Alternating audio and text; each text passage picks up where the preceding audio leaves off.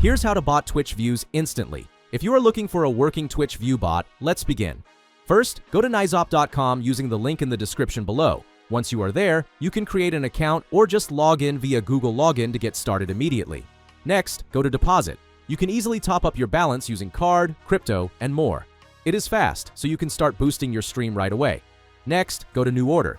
Click the search bar and type Twitch views. Then, choose the second option, which costs $3.45 per 1,000 views. From there, you add your post link and then the amount you want.